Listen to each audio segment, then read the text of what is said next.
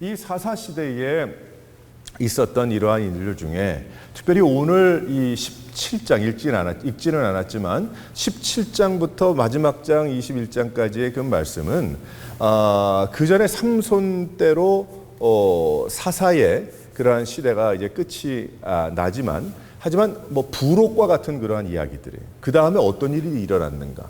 그러니까 그 다음에도 일어났지만 그 전에 또 그 중간의 사사의 시대 때 어떠한 일이 일어나는 것을 더 우리가 깨달을 수 있는 참 귀한 그런 말씀들입니다. 그래서 17장, 18장 말씀을 보게 되면 특별히 여기에 그 시대상을 우리에게 알려주고 있는데 왕이 없었기 때문에 질서도 없었고 사람들이 혼란 가운데 빠져서 그냥 그렇게 살아갔던 그러한 모습이 나오는 거죠. 그래서 우리는 이 사사기의 말씀을 들여다보면서 지금 우리가 살고 있는 이때가 이 사사기에 나오는 특별히 17장, 18장 오늘 우리가 나눌 그 시대와 어떤 연관성이 있는가, 어떤 공통점이 있는가, 우리 그런 생각을 좀 해봐야 할 것입니다. 이런 상황에 에브라임 산지에 미가라는 사람이 살았습니다. 이 미가의 가정에 생긴 일이 단지파하고 연결이 되는 그러한 이야기예요. 12지파 중에 하나죠. 그런데 이 하나님의 통치를 받지 않고 살았던, 하나님이 계신지 안 계신지 믿지 않고 살았던 사람들이 어떻게 살았는가? 그 이야기예요. 아예 그냥 모르는 사람들의 삶이다 그러면 그러려니 할 텐데 이 사람들은 이스라엘 백성들이고 하나님을 알 만한 것을 알려주셨고 마치 우리로 따지면 교회 다니는 사람들이었다는 거예요. 교회가 어디에 있는지를 알고 무엇인지 알던 사람들이었다는 것인데 그 사람들이 어떻게 살았는가 이야기가 나옵니다. 한 번은 스토리를 우리 간단히 이야기해 보게 되면 이 미가라는 사람이 있었는데 이 미가라는 사람이 엄마의 돈을 훔쳤어요.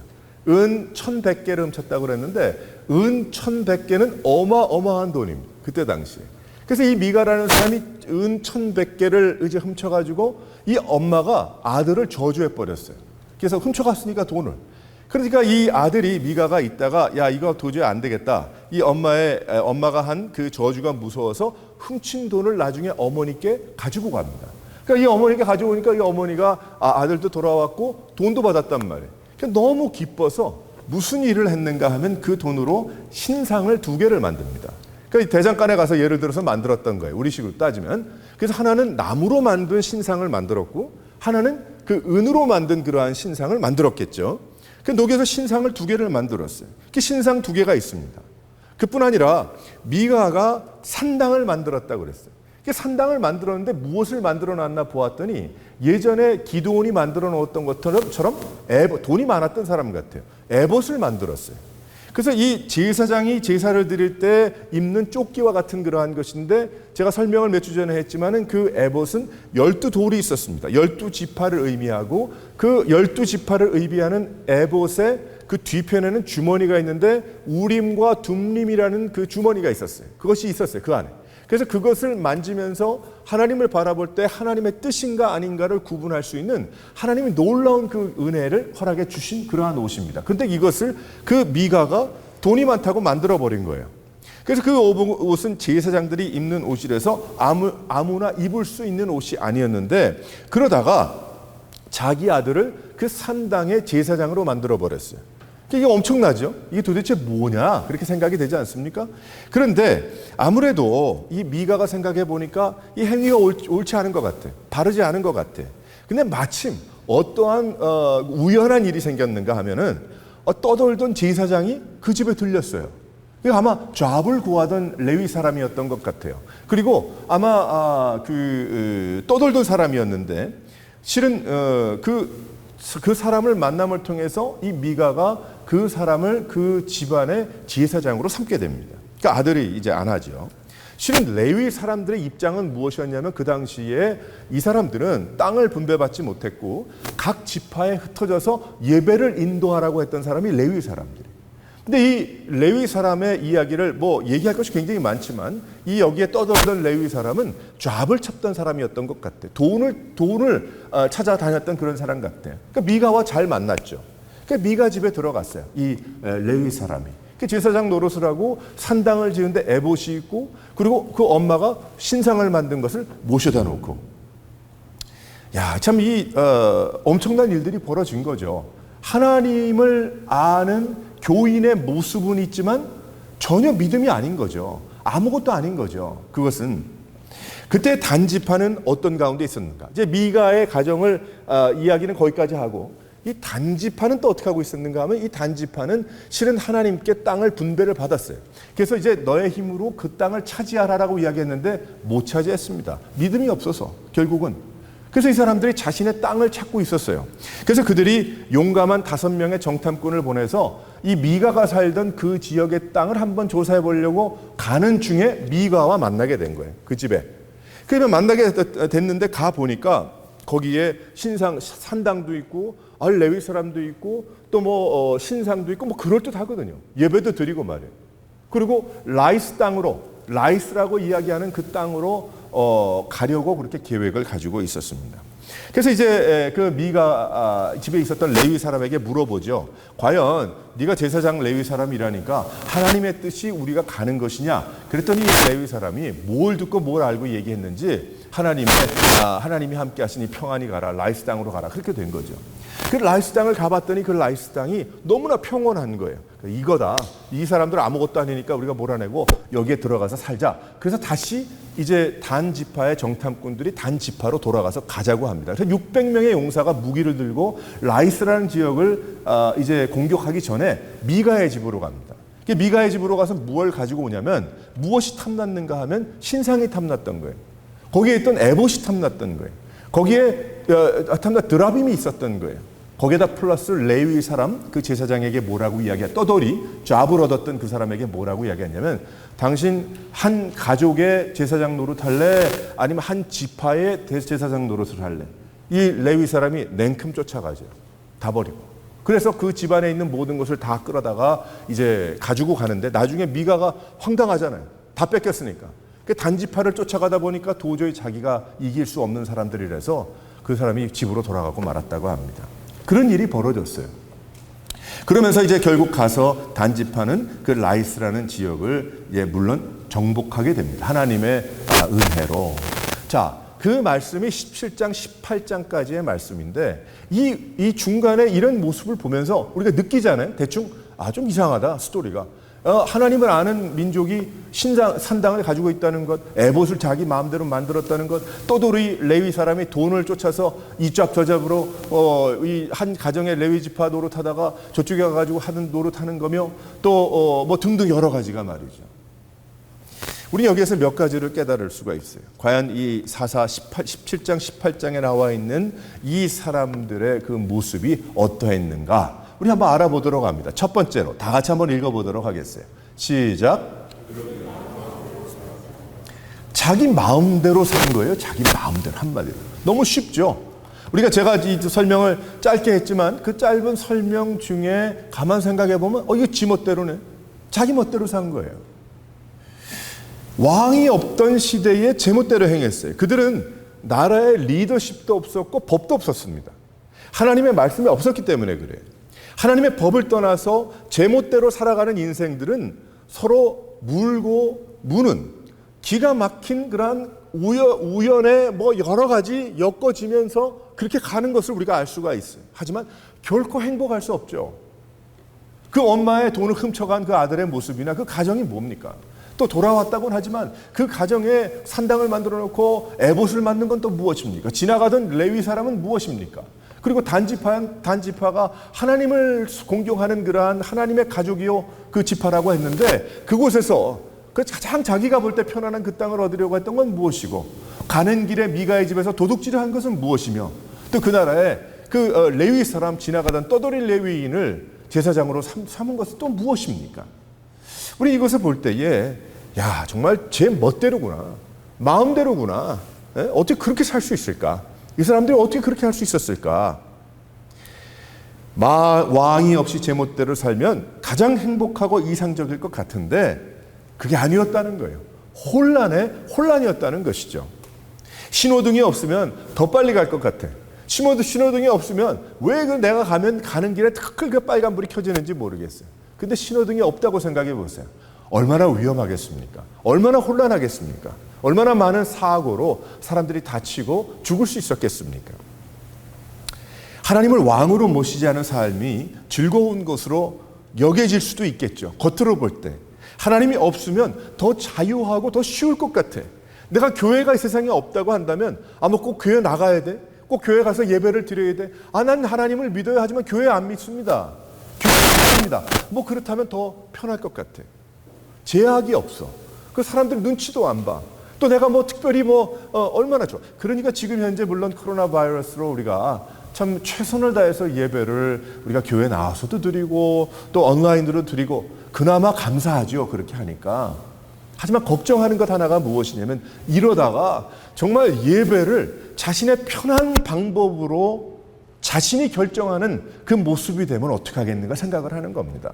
왜 그러냐면 우리가 하나님께서 세우신 교회와 성도들이 함께하는 그 모든 것을 통해서 하나 성령의 역사와 인도하심이 분명히 있기 때문에 그래요. 하나님이 원하시는 바가 있기 때문이죠. 뭐 그렇지도 않습니다. 텔레비 앞에서 그 성령께서 그때는 역사 안 하십니까? 텔레비 앞에서 말씀 보고 은혜 받고 아멘하면 되지요. 내가 믿음 생활하면 되지요. 할 수는 있겠죠. 하지만 하나님께서는 우리에게 교회를 세우게 하셨고 예배를 드리게 하셨고 우리의 몸으로 헌신케 하셨고 봉사케 하셨고 드리게 하셨고 가게 하셨고 전하게 하셨고 하셨다는 거예요. 분명히. 근데 여기에 보면은 이 사람들은 자기가 원하는 대로 했다는 거예요. 하나님이 없는 세상은 마지막으로 가는 세상입니다.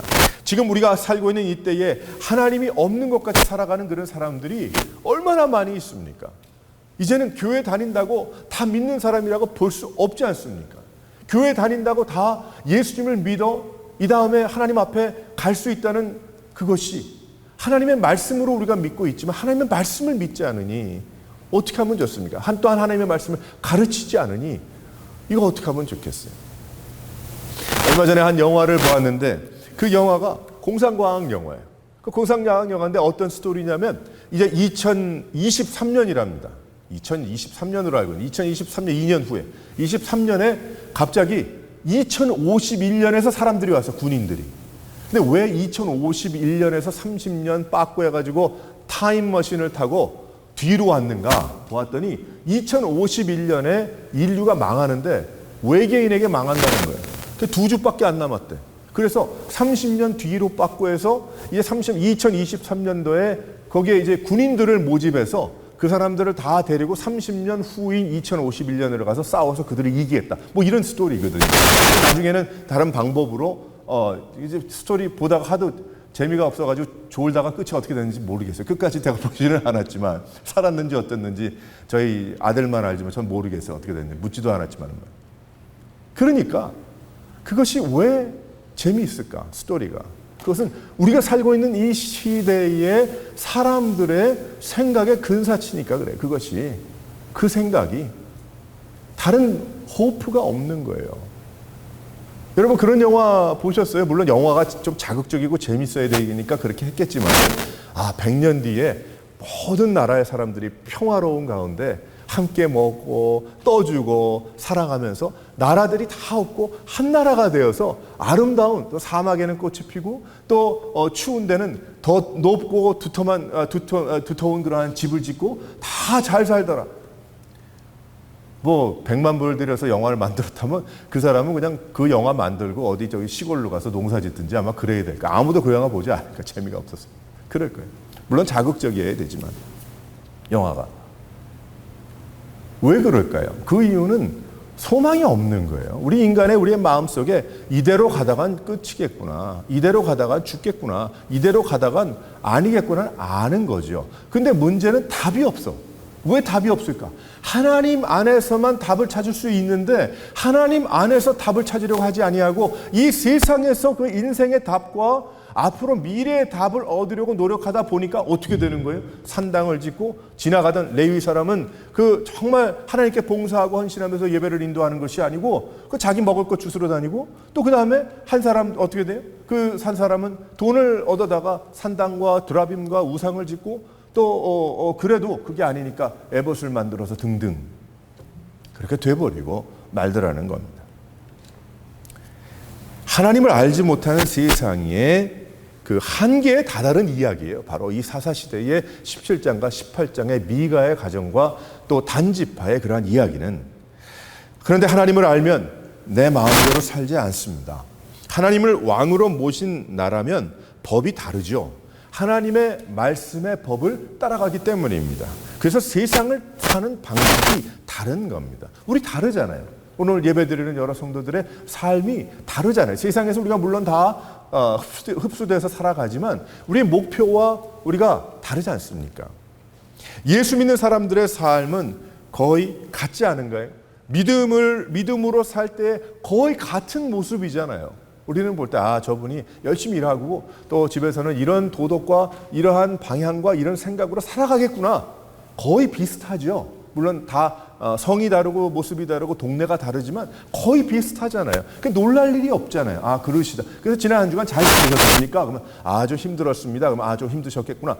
잘 지냈습니다. 그러면 그랬겠구나. 우리가 상상이 가잖아요. 다 그렇게 비슷하게 살아가니까. 근데 세상을 보면 놀랄 일들 참 많이 있습니다. 그렇게도 살 수 있나? 라고 할 때가 많이 있어요. 하지만 그것이 신기하고 놀랍지만 많은 경우에 오래가지 못하더라는 겁니다. 이 세상이 생각하고 이야기하는 그 모든 것이 오래 갈 수가 없더라는 거예요. 사사의 시대에는 자신의 마음대로 살던 것을 말해줍니다. 하지만 그 가운데서도 왜 하나님이 내버려 두셨을까? 사사를 그렇게 보내주셨고 350년 동안에 7번에 돌고 도는 소용돌이 속에서도 그 사람들을 놓아두셨을까? 하나님의 사랑이죠. 하나님께서 인간들과 약속하신 그 언약을 지키시기 위해서 하나님이 그렇게 놔두신 거예요. 참으신 것입니다. 이 말은 우리가 세상에서 하나님을 왕으로 모시고 하나님의 사람으로 분명히 깨닫고 그 가운데 진짜 자유와 행복과 행복을 누리라고, 생명을 누리라고 하나님이 주신 복된 시간임을 믿으시기를 바랍니다. 우리가 이 세상 살아가면서 이 혼란 가운데 나도 거기에서 소용돌이를 치면서 생활하지만 그래도 우리를 살게 하시고 은혜를 받게 하시고 교회를 세우게 하시고 예배를 드리게 하시는 것은 하나님의 은혜라는 거예요. 왜 그럴까? 하나님이 사랑하셔서 또 다른 기회를 허락해 주시니까. 바로 그 기회가 이 시간의 예배의 시간임을 믿으시기를 바랍니다. 아무리 발버둥 쳐보아도 100년 아니겠어요? 하지만 하나님은 영원한 생명을 주신 분이십니다. 우리에게. 그래서 우리는 마음대로 살다가 가는 사람들이 아니고요. 우리는 하나님의 뜻을 따라서 하나님의 은혜를 사모하면서 나아가는 인생임을 믿으시기를 바랍니다. 두 번째로 우리 한번 다 같이 읽어보도록 하겠어요. 시작. 그들은 영적인 무감각증에 빠져버렸어요. 7장 읽지는 않았지만 7장 13절 말씀을 보게 되면 이에 미가가 이르되 레위인이 내 제사장이 되었으니 이제 여호와께서 내게 복 주실 줄을 아노라 하니라. 그 말씀을 했어요. 그 이야기를 했어요. 이게 도대체 무슨 이야기입니까? 단 지파의 정탐꾼은 미가의 집에 신세를 졌어요. 그러나 그는 그것에 대해서는 아랑곳하지 않고 미가의 집에 있었던 신상과 에봇과 드라빔을 훔쳐가고자 했습니다. 이를 제지해야 했던 미가 제사장이 레위 사람이 뭐라고 이야기했냐면, 야, 너 한 가정에 뭐 할래? 너 아니면은 저쪽에 가서 너 할래? 우리나라에 냉큼 쫓아갔다고 그랬어요. 미가의 것을 훔친 단지파지만 미안한 기색도 없었습니다. 오히려 자신의 것을 찾으려고 온 미가를 향해서 협박해서 미가가 스스로 돌아가게 됐어요. 영적인 무감각증에 빠져 있었습니다. 영적인 리더가 그 모양이니 나머지 지파들은 사람들은 뭐 상상이 가죠. 만든 신상이 무엇입니까? 하나님은 손으로 만들지 말라고 그랬어요. 그래서 하나님께서 예배 드릴 때 제단을 돌로 다듬지 말라고 했습니다. 돌로 울퉁불퉁한 돌이 있는데 그 돌을 다듬으면 얼마나 예쁘겠어요. 사람들이 얼마나 재주가 많습니까? 그래서 그것을 다듬어서 하나님께 예배할 수 있는 제단을 삼으면 얼마나 좋겠어요. 근데 하나님이 뭐라고 명령하셨냐면 다듬지 말라고 그랬어요. 있는 그대로. 그것은 다듬은 것이 보기 싫다는 이야기가 아니라 하나님이 순수한 중심의 본질을 말씀하고 계시는 것입니다. 그런데 그들이 신상을 만들었어요. 아까도 이야기했지만 에봇을 만들었습니다. 그것이 우리에게 있기 때문에 하나님의 뜻이 언제고 내 뜻을 따라 해야 된다. 그거 아니겠어요? 우리는 어떻습니까? 우리가 믿음이 있다 합니다. 기도한다고 합니다. 근데 기도가 무엇인가요? 기도가 하나님께 통보하고 하나님 내 뜻이 이러한 뜻이니까 하나님께서 내 뜻에 맞춰 하시기 원합니다. 그럼 기도 응답받았대요. 그게 아니에요. 그게 아니거든. 그래서 제가 이야기 듣어도 어떤 때는 웃고 말 때도 많이 있었어요. 그러니 하나님이 응답하셨다고. 내 기도에 응답하셨다고. 그래서 감사하죠. 하나님 응답의 하나님이시니까 아멘 하지만 그 내가 기도하던 대로 응답했다는 그것이 정말 내 뜻은 그러한 것이었지만 하나님의 뜻에 그게 맞았나 보다. 하나님이 응답하셨다. 이것이 아니라 내 뜻이 이러한 것이기 때문에 하나님이 이렇게 응답하실 수밖에 없어서 응답하셨다고 한다면 그건 믿음이 아니죠. 미신이죠. 그럼 뭐 무당도 그렇게 하지 않겠습니까? 근데 많은 사람이 그렇게 생각을 하더라는 거예요. 기도에 대해서. 아니요, 그것이 아닙니다. 기도의 시간은 내가 이런 뜻을 가지고 있어도 기도하는 가운데 하나님께서 하나님의 뜻으로 내 마음을 바꾸어 주시기 원하시는 게 진정한 기도임을 믿으시기를 바랍니다. 그리고 내 뜻이 아니고 반대로 응답이 되더라도 하나님의 뜻이 그거인가 보다 하나님의 뜻대로 이루어졌습니다 하는 것이 기도의 시간인 거예요. 나는 무엇 하는 거예요? 기도할 뿐인 거예요. 기도할 뿐인 거예요. 그러니까 여기에 에봇을 만들었다는 것이 그놈 나쁜 놈이다. 네가 그렇게 생각할 것이 없는 것이 내가 내 스스로를 돌아보면서 내 마음, 내 중심에 내 믿음 생활에 에봇을 만들어 놓고 내 마음대로 거기 손을 움님과 둠님이라고 이야기하면서 하나님의 뜻이 내 뜻에 맞춰지기 원하는 생각으로 착각하고 있는 거예요. 그것이 바로 내 집에 산당을 만들어 놓고 에봇을 만들어 놓은 것과 똑같은 거예요. 그러니까 믿음 생활은 계속해서 믿음 생활을 하면서 우리가 점점 하나님의 뜻에 맞는 생활을 해야 되겠죠. 어떤 면에 세상적으로 볼 땐 내 뜻대로 안 갈 수 있어요. 어떻게 세상적으로 볼 땐 더 고난이 될 수가 있고 힘든 일이 될 수 있겠죠. 하지만 결과적으로 볼 때는 그것이 무엇입니까? 믿음이거든요. 하나님께서 시키시고 인도하시고 바라시고 이끄시는 대로 나가는 삶이었다. 그거 하나죠. 우리가 뭘 바라고 무엇을 하겠어요? 그들이 드라빔을 만들었어요. 드라빔은 무엇인가 하면 작은 신상인데 그 드라빔은 가정을 지켜준다는 그러한 의미입니다. 그러니 그 어떤 것보다도 필요하잖아요. 가정을 지켜준다는데 드라빔을 가지고 있으면 훔쳐갔어요. 그리고 미가도 그것을 만들었어요. 단집하고 훔쳐가 버리고 말았어요.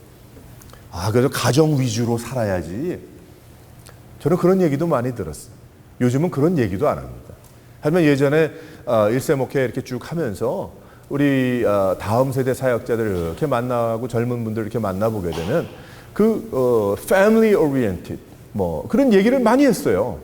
참 훌륭한 이야기죠. 그렇게 돼야 되겠죠. 다른 것 무엇보다도 가정을 돌봐야 되겠죠. 근데 문제는 뚜껑을 열어보면 정말 그랬냐? 그렇다면 가정을 정말 위했느냐 돌아보게 되면 그것도 아닌 거예요. 한마디로 하나님을 섬기고 하나님께 헌신하기 원치 않는 그 마음 속에서 나오는 하나의 익스큐즈가 돼버리고 말았다는 거죠. 지나고 나니까 결과적으로 하나님 팔아먹는 일입니다. 왜 그랬을까? 영적인 무감각증 때문에 그랬어요. 레위 사람에게 물어봤어요. 너 얼마 받고 여기 있냐? 물어봤어요. 우리가 더 많이 줄게. 또 레위 사람에게 명예를 이야기했어요. 너 아무도 알지 못하는 집구석에 있겠냐? 단지파의 레위 사람이 되면 그래도 이름 날리지 않겠느냐? 단지파는 온갖 죄악을 범하고 하나님이 없는 영적으로 무분별한 삶을 살고 있었던 것입니다. 믿는 사람들 사이에서 가장 무서운 것이 무엇인지 아십니까? 믿는 사람들 사이에 가장 무서운 것이 무엇이냐면 무감각증인 거예요. 감각이 없는 거예요. 그러니까 예수님도 말씀하셨죠. 곡을 해도 울지 않고 피리를 불어도 춤을 추지 않는 이 세대에게 어떻게 했으면 좋겠느냐. 장터에 그 얘기를 하셨죠. 믿는 사람들 사이에 무서운 건 무감각입니다. 어디가 아프고 어디가 썩고 있고 무엇이 문제인지 알지 못하는 것이 문제죠. 왜 그럴까요? 그것은 내가 그것을 알지 못하면 회개할 수 없기 때문에 그래요. 그것을 알지 못하면 병원에 갈 수가 없어요. 그것을 알지 못하면 그것에 맞는 말씀이 들어오지 않는 거예요, 나에게. 성경 말씀이 중요하지 않은 겁니다. 내가 괴롭고 힘들고 죽고 싶을 때에 내가 성경 말씀 어디를 좀 보았으면 좋을까? 하나님 앞에 무릎 꿇고 기도하면서 주님이 주시는 말씀을 볼 생각조차도 없는 거지. 내가 왜 그러는지조차도 모르기 때문에. 회개할 기회를 얻지 못한다는 거예요. 무감각증 때문에. 고침을 받을 수 없다는 겁니다. 문제가 아니라고 하니 영적으로 무감각해지는 것이죠. 나는 죄가 없다고 하니, 나는 잘못이 없다고 하니, 나는 하나님 앞에 떳떳하다고 하니 할 말이 없는 거죠. 그러니 회개라는 단어 자체가 싫은 겁니다. 왜 그런 얘기 자꾸 하냐. 긍정적인 이야기하고 또 잘 된다는 이야기만 하고 잘한다는 이야기만 하지 왜 깨어 있어라, 무릎 꿇어라, 왜 힘들게 무릎 꿇으라고 하냐. 의자 앉으면 되지. 왜 자꾸 회개하라고 하느닌가. 그래서 찬송하면 되지. 하지만 사사의 시대와 같은 우리가 살고 있는 이 시대에 할 수 있는 것은 무엇이냐. 요나의 뱃속에서 요나가 3일 만에 튀어나온 그 일밖에 이야기할 것이 없노라. 예수님께서 십자가에 못 박혀 죽으시고 사흘 만에 부활하신 그 사건 외엔 말할 것이 없다고 예수님 말씀하신 것과 같은 것입니다. 지금 우리를 돌아보게 되면 어떻습니까? 참 여기에 그들 가운데 신상을 볼 때 이것을 하나님이 가장 싫어하시는 것이라는 것을 알지 못하고 에봇도 부적으로 여겼고 내 마음대로 드라빔은 보험과 같고 하나 더 있어서 하나님이 좀 힘이 없을 때는 드라빔을 믿으면 되고 레위인은 하나의 잡으로 알고 상징적인 것으로 알고 이건 정말 너무 이걸 읽으면서 제가 묵상하면서 너무 속상한 거예요. 마음이. 아 그땐 옛날이니까 뭐 관계가 없지 않나. 아니요. 지금이 그렇거든요. 지금이 그렇거든요. 교회는 교회대로 성도들은 성도대로 안간힘을 쓰기는 하지만 또 사역자들은 사역자들 나름대로 이 레위인과 무엇이 다른가? 지금 우리를 돌아보면 우리가 살고 있는 이때 영적인 문제들은 없습니까? 지금 우리가 가지고 있는 가장 큰 문제는 이 영적인 무감각증인 거예요. 모든 것이 다 허락되고 그 어느 세대보다도 자유하고 힘을 모을 수 있지만 그 어느 때보다도 교회가 힘이 없고 성도들이 힘이 없습니다. 하나님의 말씀을 알지 못하고 받고 은혜를 사모하지 않는다고 한다면 그것은 무감각증이 있는 것입니다. 모든 문제가 하나님 앞에 있는데 하나님의 은혜를 사모하며 그 문제들을 해결하지 못한다고 한다면 무감각한 거죠. 교회가 넘어지고 성도들이 믿음 생활에서 떠나고 감각이 없는가? 내가 허무한 가운데 헤매며 예배를 드리고 기도를 하고 찬양을 해도 감동이 없는 그러한 무감각증에 있는 것은 아닌가?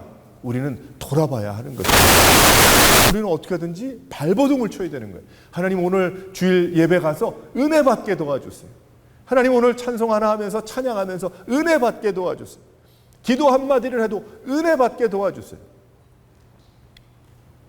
제가 지난주에 어느 분하고 이렇게 이야기를 하면서 이야기가 다른 나라 가서 참 이상해요. 다른 나라 가서 저는 그 나라 말 한마디도 못해. 뭐 한마디는 하겠지. 근데 몇 마디 하는데 뭐 그거 하는 것도 아니잖아요. 근데 예배를 드리는데 은혜스러운 거예요. 찬송을 하는데 은혜스러운 거예요. 왜 은혜스러운가 하면 그 찬송 가운데 이게 보니까 단어 한 두세 개가 눈에 들어와.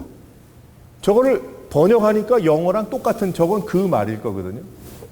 그 모르는 찬양을 하는데도 그 단어 몇 개가 나오고 그냥 입만 뻥긋뻥긋하면서 하는데 그 단어 몇 개가 내 마음에 울리고 꽂히니까 설명을 하자면 꽂히니까 은혜가 되는 거예요. 은혜가.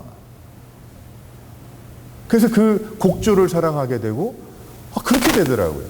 모르겠어요. 여러분들은 또 뭐 방법이 다 다르겠죠. 설교를 하는데 못 알아들어.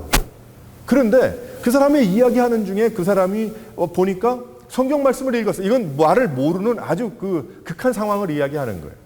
제가 그 나라 말을 모르니까 설교를 한 3-40분 하는데 보니까 에스겔서 몇 장 몇 절이야. 한번 뭐 제가 가지고 있는 성경으로 이렇게 보니까 아, 이야기가 오늘 이런 말씀을 하시겠구나. 가만히 들어보니까 그 프리처가 하는 것이 내가 단어도 모르고 다 모르지만 하는 행동이 아, 하나님의 놀라운 그 영광을 떠나게 했던 그 인생들의 그 환상을 보았던 에스겔의 답답한 심정으로 지금 하고 있구나 하니까 성령께서 그것을 은혜를 받게 하시는 거예요. 처음 들은 게 아니니까. 예전에 읽었던 그 말씀들이니까. 성령께서 그렇게 역사하시더라고요. 그래서 은혜 받게 하시더라는 거예요.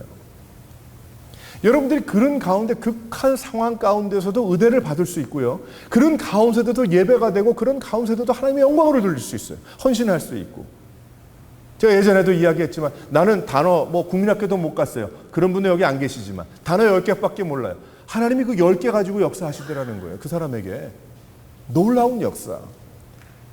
그러니 우리가 주일 예배에 와서 하나님께 교회를 세우시고 은혜를 받는데 왜 은혜를 못 받아요? 못 받을 수가 없는 거죠. 성령이 함께 하시고 내가 알고 있는 그나마 요만큼의 지식이면 그 가운데 역사하시는 거예요. 내가 마음을 열지 않고 내가 무감각증 때문에 내가 하나님 앞에 나오지 못하기 때문에 그렇게 되는 거예요. 하나님께서 우리에게 자유의지도 주셨고 우리에게 마음을 주셨잖아요. 우리가 로봇입니까? 하나님께서 우리에게 스위치로 조종하지 않으시잖아요. 친구와 같이 대하시고 자식과 같이 대해 주시잖아요. 그러니까 우리는 이제는 이런 무감각증에 빠지면 안 되는 것이고 그건 믿음이 아닙니다. 수렁에 빠진 거지. 그래서 우리는 하나님 앞에 더욱더 깨어 있어야 되는 것이고 하나님 앞에 이 단지파는 잘 나가고 있다고 생각했어요. 이 사람들은 착각이었죠. 땅을 얻었고 제사장이 생겼고 자유와 평화가 보였어요. 그렇지만 그 사람들은 죽어가고 있었던 것입니다. 말도 안 되는 거죠. 사랑하는 성도 여러분, 우리가 다시 한번 주님 앞에서 우리는 이런 영적인 무감각증에 빠져 있지는 않는가. 깨어 있어야 되겠다. 기경해야 되겠다. 갈아엎어야 되겠다. 새로워져야 되겠다. 이 마음을 가지고 살아갈 수 있는 여러 성도들 되시기를 주님의 이름으로 축원합니다. 세 번째로 한번 다 같이 읽어보도록 하겠어요. 시작. 멀리 보는 비전과 그 뜻에 순종함이 없었어요. 사사기 18장 말씀 전체를 보게 되면 타락한 시대에도 하나님의 자녀로 살아야 되는 도전이 있습니다. 우리도 살고 있는 이 세대에 얼마나 타락했어요. 얼마나 참 혼란하고 어렵습니까? 하지만 이러한 가운데 있지만 우리가 그래도 믿음을 지키고 살아야 되는 하나님의 뜻이 있는 거예요. 우리 가운데. 여기에 흡수되면 안 되는 것이고 그대로 흘러가면 안 되는 것이고 단지파는 여호수아의 생전에 분배받는 땅이 있었지만은 그 땅을 정복하는 데 실패했습니다. 믿음이 없어서 그랬죠. 그래서 단지파는 하나님 주신 기업을 포기하고 다른 장소를 넘보기 시작을 했는데 여기에 오늘 말씀을 보면 라이스 성을 생각을 했어요. 근데 이 라이스 성은 보니까 성벽이 없는 성이었고 그 산맥에 둘러싸여 있어가지고 공격도 잘 못 받을 것 같고 굉장히 평화롭게 보였어요. 그래서 이 단지파가 볼 때 저 정도라면은 우리가 쉽게 얻을 수 있겠다 그렇게 생각을 한 거예요. 근데 실은 하나님의 뜻은 다른 데 있었겠죠. 처음에 정복하기 쉬운 곳. 그래서 마치 정탐꾼들은 마치 믿음으로 말하듯이 하나님이 너희 손에 붙이셨느니라 웃기는 소리 하고 있는 거죠. 한마디로. 근데 하나님이 다 오래 참아주셨어요. 허락해 주셨어요. 살도록. 너무 안 되고 그래서 아마 그러셨겠죠. 근데 나중에 보니까 그곳에 산당과 드라빈과 에봇과 그 이상한 근데 나중에 보게 되면요. 놀라운 것이 미가 집안의 제사장이 되었다가 나중에 단지파의 그 제사장이 된 그 족보가 나오는데 어떤 사람이 그 지파의 그 제사장이 되는가 하면은 모세의 자녀입니다.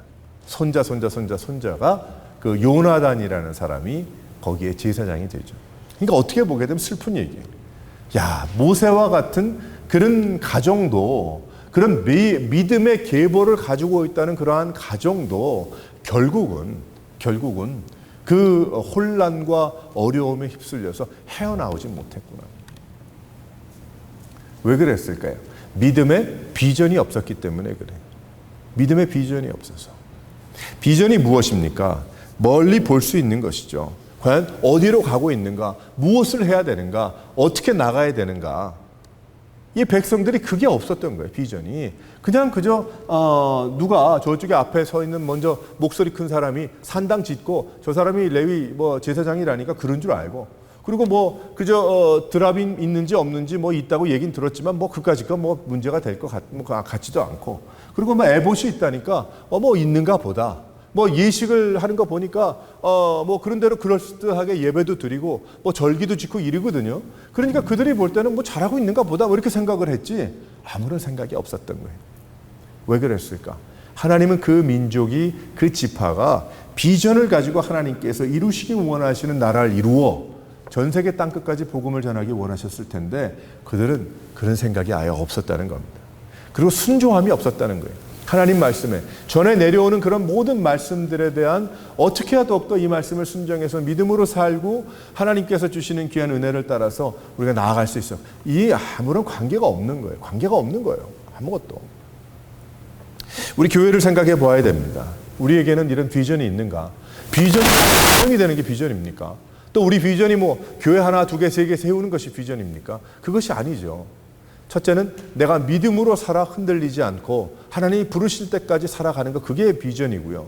또 한 가지 비전은 우리를 통해서 이 교회가 든든히 세워져 그저 우리 대에 끊기는 것이 아니고 다음 때와 그 다음 다민족으로 연결될 수 있는 교회가 세워지면 좋겠다는 소원을 가지고 있는 비전이고요. 하나님께서 막지 않으시는 거 보니까 분명히 우리에게 비전으로 주신 것이고 또 그것을 위해서 기도할 때마다 하나님께서 은혜를 주시니 그것이 비전이 있는 것이고요. 또 우리가 전도해서 이 주위에 많은 어려움 가운데 있는 그런 성도들을 살리고 회복하고 주님 앞에 나오게 하는 것, 또 세우고 신앙이 성숙해서 돈독해지는 것, 이게 다 비전이죠. 그런데 그 일을 위해서 어떤 것이 순종입니까? 하나님의 말씀을 따라 순종하는 것, 예배를 드리는 것 순종하는 것, 또 기도하며 하나님 앞에 헌신하는 것 순종하는 것, 나아가서 전하는 것 순종하는 것, 다 그것이 순종이죠. 하나 되는 것 순종하는 것.